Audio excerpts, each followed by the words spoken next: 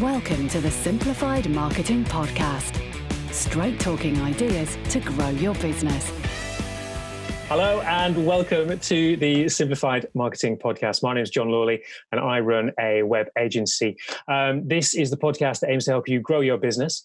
And today we've got one of our best guests back, Lorenzo from Brick Digital. So hi, Lorenzo. Hi, John. Thanks for having me back on. Now, we've got you back on popular demand because the last podcast that you appeared in was one of our most listened to episodes. So well done. There'll be some kind of a certificate and award through the post. But what we thought was going to try and give our listeners a lot more value at the moment, especially with all the disruption due to the coronavirus. A lot of very worried businesses out there, people trying to find new ways to do business. So different value that we can add, especially if they're looking into what they're doing on their website or marketing online. So who at the moment is doing well? Or do you have any case studies of people who are actually benefiting from this at the moment? Well, I think benefiting's a bad probably word for it at the moment, but they're doing well because they've innovated and sort of worked on it. And we have a couple of clients, one in the event industry. Obviously, corporate events, all types of events and gatherings have been cancelled. But what they did was very quickly came to us and said, well, we formulated this new offering, which is actually an online stream of a virtual conference where people can be interactive, and they put it all together and packaged it very quickly within about a week of lockdown being announced. And then we worked with them to produce a new search marketing campaign, new pay-per-click ads for it, and drove people to this new landing page. And since then, they've been getting inquiries from corporates who are looking to keep running their conferences, because communication's just as important now as it was before lockdown, if not even more important, and they still want to run them. So what they do is they run this offering for the client and they actually keep their conferences and events going. And that's been a great example of it, because other event companies might have thought, well, let's just bury our heads in the sand now, everything's been cancelled, there's nothing we can do. But that's a great example of innovating, but also just producing that offering would have done nothing for them. But it's how they then came to us and how we work to market that, which has then led to them actually to be able to evolve a bit and innovate through this lockdown. That does seem to be a big thing, because a lot of the people I know that we've spoken to in our circles have, it's kind of almost a 50-50 mix. It's almost, I'm going to shut down and weather this thing out, stop spending anything at all. And then there are a number of people who are thinking, do you know what, actually, I could still be doing this and that. I could change my processes. I could change the way that I'm working, but I don't need to be close to people to actually work. Is that going to be a benefit to people who've continued doing marketing during this time, do you think? I think massively, and it's purely a case to people that have continued to do marketing, and there's been a lot spoken about it on LinkedIn and other publications and social media, where people are mentioning that Google Ads, for example, the cost per click in most industries has dove through the floor now, because it's got so low, because so much of the competition have said, right, pause our ads, let's save costs now. But yeah, that has meant there's less companies bidding for clicks, which means that the cost per click has gone down. So that's worked in a lot of companies' favours. And by innovating and then still pushing into their marketing and actually thinking, how can we use this right now, is working really well. For example, another great example is an accountancy firm we work with, who have, instead of sort of just continuing as they were, they've kept in contact with their clients. They produced a lot of great information on coronavirus and the business grants, all the offerings by the government, and actually pushed that on their website. Then we've worked with them on another pay-per-click campaign, which is focusing on just helping businesses get the information they need. And by doing that, driving this traffic to a targeted landing page of an accountant who are nearby them, who are offering free advice for it actually at that moment, they're then being able to convert them into new inquiries and new leads for their business. Because once again, they've kept pumping into their marketing and considered this isn't a time to just stay stagnant. We need to do something different here. It's very much, I think you'll find when you're speaking to people, it's very much about added value at the moment and where we can add value, because the majority of us aren't looking to spend massive amounts or sign new contracts. But it would be great to start those conversations with just adding value to somebody, and then, or hopefully, obviously, with the aim that after this, there'll be a chance to do business in the future. I found that's really important, isn't it? And I quite like the accountant idea, because this is something that we've worked on with various different accountants together. I think you can actually see, if you're looking at the analytics of those sites, the background number of hits that you get on a standard day is, holding out quite average. All of a sudden, you see that the government are trying to put out help packages for different businesses, and the hits to their website just skyrocket overnight, as long as they are putting information out there for people to consume, and the right information. Exactly. I also noticed as well, I mean, talking to different people, what do you recommend? Because there are certain people who are just, obviously you're being quiet, but other people are trying to open up new methods of communication, but are scared of, say, email marketing, or are scared of, say, Facebook and things like that. I mean, can people go wrong, or is it just a case of if you don't talk to your customer base, you just disappear? I definitely think that's the case. If you're not talking to them now, then their mind is so cloudy, and as I said, it's less about selling to them if you're talking to them, but more about just communicating or adding some sort of value. So, I mean, what we're doing as a business is literally just staying in communication through email and calling clients, but in those emails, actually offering them free added value services that we find from other partners and clients that are, say, offering free advice on the accountancy and the furlough scheme. We're pushing that out to our clients and just saying to them, this is not an email from us selling anything. We're not upselling. We're not talking about our services. Here's something we think will be useful to you, and run with it and see if you like it. But that's what I think it's all just about, communicating, regardless of what medium it's on right now. It's making sure that your existing client base and your previous one knows that you are still operating or aren't, or at a reduced service. Just simple things like that, keeping them in the loop. It did feel a bit like if you think back to the GDPR deadline, and all of a sudden everyone wanted to send you an email saying that they were looking after your data a lot. And then, in the last few weeks, I've never known so many different organizations that really care about me and want to look after me, even the ones I haven't been using, but they've got my email address. But I suppose that kind of method of, like you're saying, short information, but this is useful for you. So here's the accountant's details. They're talking about this. This is a service which will benefit you. It's not necessarily selling me. It must have been working quite well, because you're keeping in regular contact. People are, maybe have time to consume more emails, let's say, and use the web a lot more. Exactly. They've got more time, and even myself, you'll find yourself, you're consuming content, whereas in the past you might look at like an email and say, well, it's not really relevant right now. I've got a million other things to do. I'm not going to click on that link. I'm not going to bother with that article. But I find myself bothering now because we've got a bit more time in our hands. And so you'll find that other people are consuming content at such a higher rate. People that aren't working at all, maybe their business has shut down and they're now looking at other ways to improve the business. They're going to be consuming this content and really buying into it at this point, whereas in the past they might be too busy for it. So what's been working well? What are a few different action points that people can put in place pretty quickly? Well, I think what I think is important for businesses at the moment is those ones who are maybe slowed down or even had to shut down or sort of cancel business operations, maybe like some of these event companies that are just basically got no work to do at the moment. It's about finding ways that they can use their online presence. And these tips that I want to talk about are very much about how they can do a few things to sort of just to keep them busy, and B, mean that they've come out of this with something useful and tangible.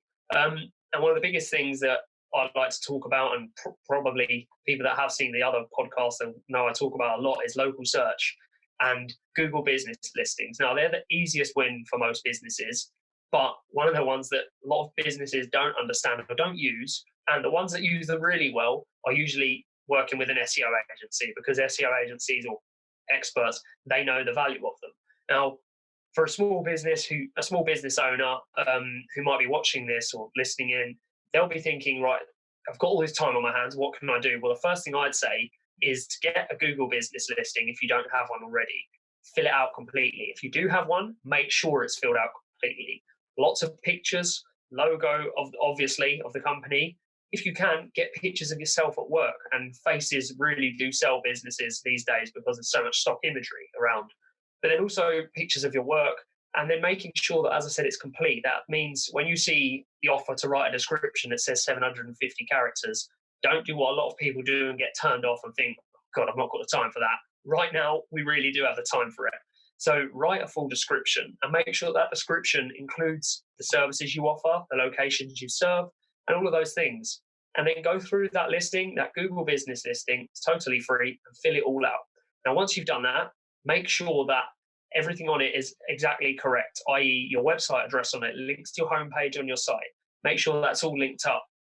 That follows on to my second point, one of my best tips that I could give, which in a way is to do with your Google business listing. Now, Google business listing, we all know, appears in that map section at the top of Google when you search if you're looking for plumbers in my area or pipe bursts at this time of year and you're looking for somebody nearby. That will pop up, but that's actually in a way influenced by your website. Now, what a lot of people don't realize is they might fill out their Google business listing and they'll put their address in, whether they've got a shop or if they're just an office, they'll put the address in there and not consider that on their website, their address is actually tweaked slightly. So they might say 3 Amber Close, and then they might go straight in with the county and then just with the postcode. And then on their website, they detail the address even more.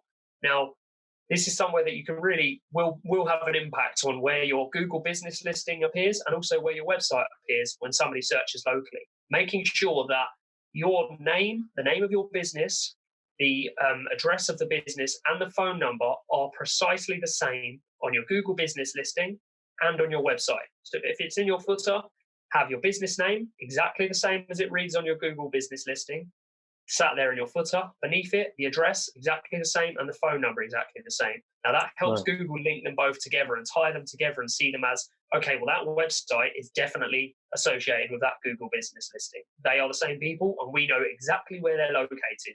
So if they are a plumbers, we know people around that address that we see there should be seeing them in the Google map listings. There's two of the biggest points that I can say right now that people can do. You don't need a web developer. You don't need an SEO agency to do that. You can get ahead and do that right now. So attention to detail then, making sure all those links are precise and across the board. Detail. And it's one of those things that will pass by when we're busy all year round and think, oh, well, that doesn't really matter. You know, I've had a few calls from Google and they do all right. And you just get a bit flustered and you never really think about those finer details. Well, now you can and just check and you'll find that most people will find errors and it will make a difference when they fix those errors.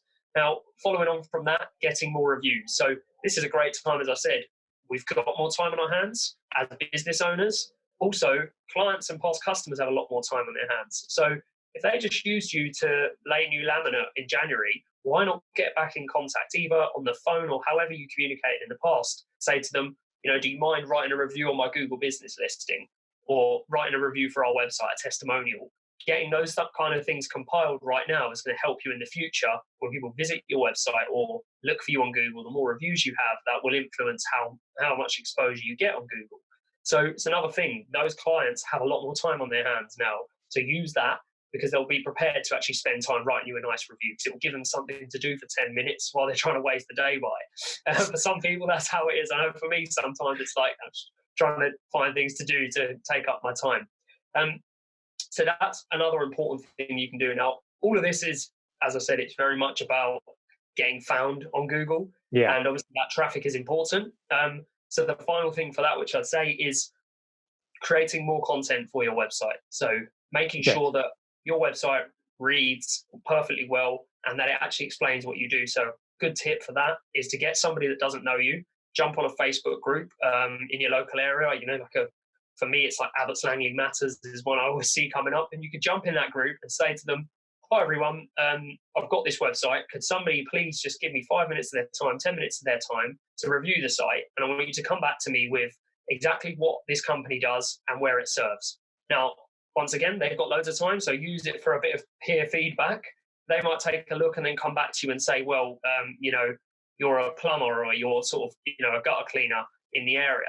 And then you actually think to yourself, well, actually, we do drain unblocking. We're, experts in this. We do drain jetting. If they can't understand that through your website, then the customers who come to you can't either. So that might be a reason why your website has never brought you a new booking. Those kinds of things. Yeah. It's simple peer feedback. And the reason I think, this makes sense all year round, but right now people have a lot more time to do it and they'll give you better feedback. And people love to give you their opinions, I've always found. So that's a great way of getting round, and also as well getting your name heard to the local area as well. Exactly. And it also helps a long technical thing in SEO. It's not something you should worry about, but if you get 100 visitors from your target area to your website in a day, you will find that your website ranks higher in that area in general, because it will help by posting it in Facebook groups. But once again, it's not promotional. You're just doing it to get help. And like you said, everybody loves to share their opinion. So that's what I'd say, some great tips for people to go ahead with and get done now. So it's get your Google business listing updated. Make sure those finder details are perfect. Your name, address, and phone number are the same across all of them. Gather the reviews, keep that communication going with your past and existing clients, and then also get some peer feedback on your website messaging and what it really says about you as a business. So they're the tips for getting found. And then what things you can actually do on your website. Now, this is one thing that I wanted to mention on this podcast when we mentioned it, was actually looking at if 500 people visited your site and you're getting one of those convert, it's actually about increasing that to 3 or 4 or 5 people converting. Now, a lot of us think our website is great. We all think that our website does what it should and that it's easy to navigate and that it tells you exactly what we do and how to. It doesn't, most of us, because we're looking at it and we know the business. So one of the things I see the most, which I think cripples conversion rates, is contact forms that are just a contact form. It says contact us and then your name, your phone, your email, and then the message. It says your message. That is not relatable at all for most businesses. So let's go back to the drain unblocking company. If you were to have a contact form that just says contact us, what's going to happen when I fill in my details? Okay, I've got a drain to unblock, but what? I don't have a clue what's going to happen after this form is press submit. And a lot of the time we get that thank you message and we're like, right, well, do I just wait for a phone call or an email, which I don't really trust if it's ever going to come back. So one tip that I think is great, and usually, wouldn't just give this away, but in circumstances is useful for people, is to have not only a call to action, but actually show that there's a process behind your contact form. So it could be request a callback above it, and then it says enter your details below, and we'll call you back within 24 hours to discuss a survey of your drains. Perfect. I know what's going to happen when I fill out that form. It could even be a case that they have drop-down boxes that say, tell us more about your issue, and then we'll get in contact. And they can select, I've got the drain in the back bathroom is blocked, or the toilet's overflowing. Maybe that'd be more of an emergency thing that you won't be filling out a form for. But really showing the customer that there's a reason why they're giving you all these details and what's going to happen next and what your business, and also it just shows you're more professional if you have a process as to how you follow up clients. And I know it sounds to a lot of business owners, small business owners might think, well, that's, pie in the sky stuff. It's really not that important. It really is, because I, as a consumer, when I go on a website nowadays, I want you to just give me all the information. I want to consume it quickly. I hate filling out contact forms that just say contact us. Half the time you don't even hear back from that company because they don't even realize how their contact form works. That is a really good point and very valuable. I must absolutely agree. Just adding a little bit to that, I think from my own experience, a lot of the tradespeople as well will be using some form of back office system. A lot of these trades nowadays use something called ServiceMate. And actually, ServiceMate, you can actually create the actual quoting forms directly through there and actually integrate it into something like a WordPress website. It doesn't take very long to do. So actually, when you're clicking on the contact form, you're actually filling out the details of what actually that booking needs to be. So, I live at this address, we've got this problem, and these are my contact details. That then goes into their CRM system straight away. I mean, you can do that with other forms on websites, of course, but knowing that it's a back office system, that they will actually get the stuff and they will actually then respond to your inquiry, I think. And they've already got the details to quote you the price. Exactly. It just takes it that step further forward, doesn't it? You actually getting the job. Exactly that. And also it just makes you or the person as a consumer just feel like they're working with, or they're looking at a company that really knows their stuff and really has a plan they know then you're organized. You have a way of doing things here. You're not just going to take my inquiry. You might give me a bell and see if you want to come round, or is it a big enough job for me? At least if you define that in the contact form, you know how to approach the customer. And also the customer feels much happier when you call them up and say, hi, I heard that your back drain's been blocked for a week. How can we help you out? Let's come along and do this. This is what our process is. Now that you've got in contact with every details, you can even say to them at the moment, because we're social distancing, we have a process. You leave your key outside and we call you 15 minutes before, like that. Just proving you have a process and just taking some time to write some blurb around your contact form, or changing it from a contact form to a request a callback form, or like you said, literally asking them for the details of the job. So it's a quote form. They're actually getting a quick quote or requesting a quote, that makes such a difference to businesses and how well they convert on their website. And even, stopping the time wasters as well is part of it, isn't it? Because you can then just call back, it's, X amount of pounds an hour. So do you want us to do this or not? It's almost the kind of the first question answered as to whether that person is serious or not. Exactly. Yeah, definitely.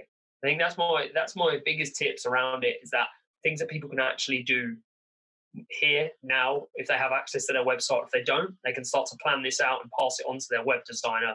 They're not massive tricks or massive things to go ahead and do, but they will make a difference, and they're quick wins which will start to help these businesses. And also, when you start to do this kind of stuff, you actually find, our website doesn't say anything about these services, and you start to see the holes when you take a deeper dive into this stuff. Amazing. Well, thank you very much, Lorenzo. We've taken up a lot of your time there, but I'm sure there's another follow-up episode from this. I'm sure we'll have a lot of questions about how to actually implement these different things. So thank you very much for watching or listening, if you're on iTunes or on the podcasting services. Don't forget, we are recording this at a safe social distance via Zoom. But if obviously you have a better recommendation for different video conferencing software, we'd love to hear from you, and maybe that's another podcast in itself. So don't forget to like and share the show, and keep listening. We'll see you next time. That's all for this time, but don't worry, we'll be back with more soon. Stay tuned for new episodes at marketingsimplified.co.uk.